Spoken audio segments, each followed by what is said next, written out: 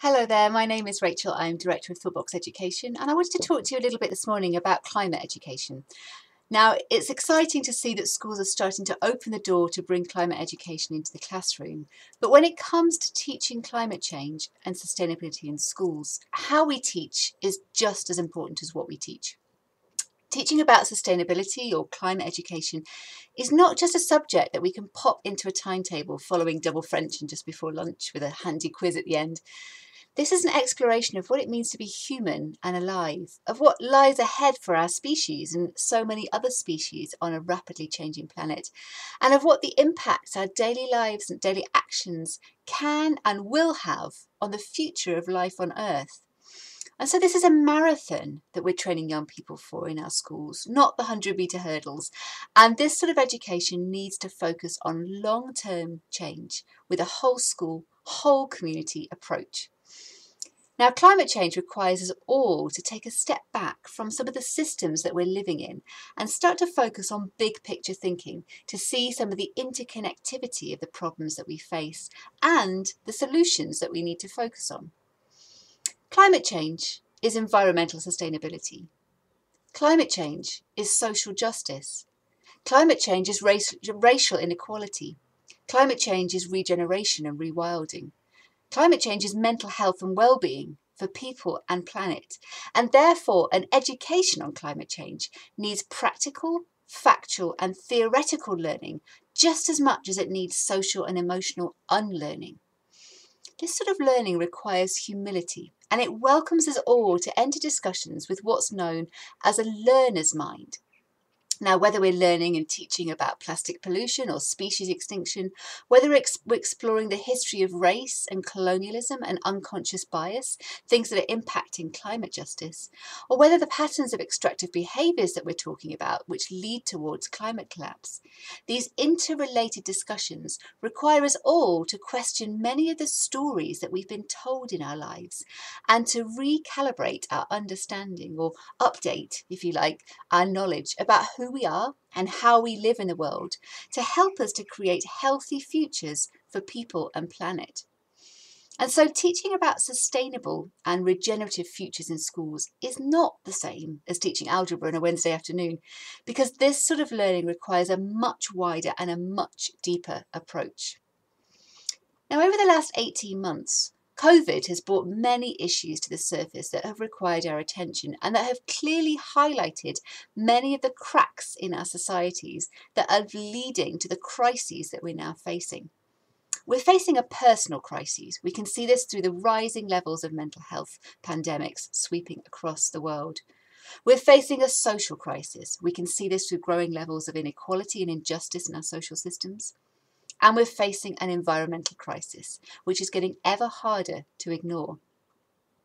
And so, as well as helping us to see and better understand where things are going wrong, COVID has also opened up the pathways for us to understand the interconnectivity of so many of the issues that we're facing, from race to diversity to climate justice to mental health, and to take a bigger look at the wider picture to help understand and shape our responses as we build back better. In essence, the reality is that we are not very well. We're not very well ourselves, we're not very well socially, and we're certainly not very well environmentally. And so the work ahead that's been highlighted by the pandemic needs us to really focus on health and well-being for people and planet. Now, the momentum is building with people across the world coming together to show what's possible when we're motivated to act. And our schools play a vital role in educating young people and the adults within on climate change and healthy futures. But climate education is much more than just the science of climate change.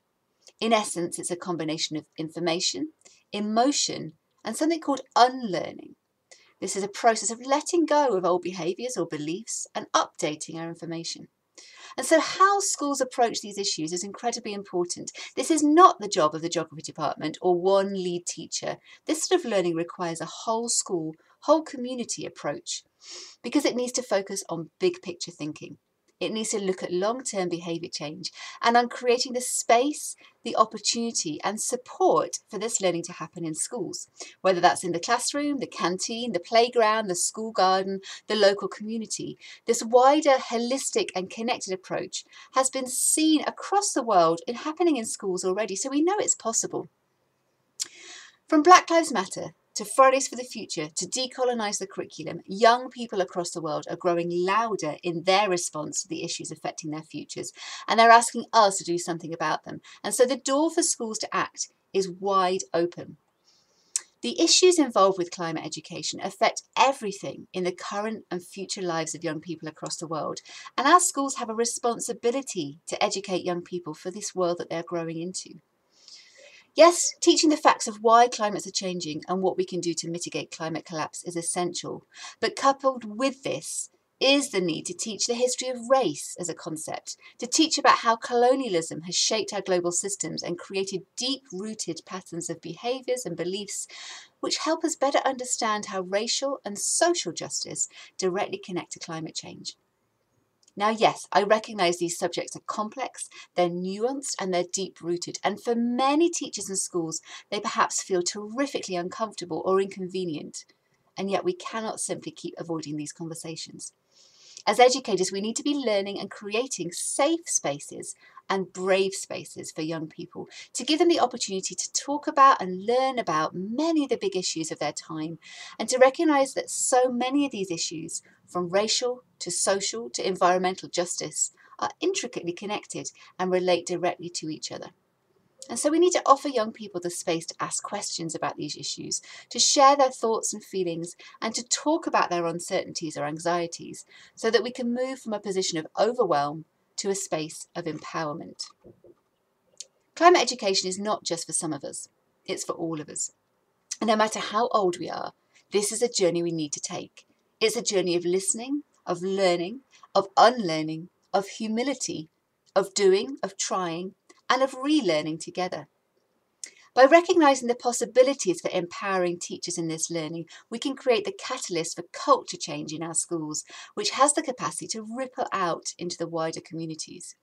We have so many extraordinary examples of positive solutions on a personal, local, national and global level for many of the challenges that we're facing.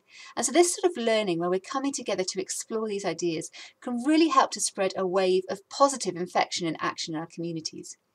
But it starts by making the space for these conversations to happen, to recognise that this sort of learning is a marathon, not a sprint, and to welcome the fact that, like it or not, we're in this together for the long term.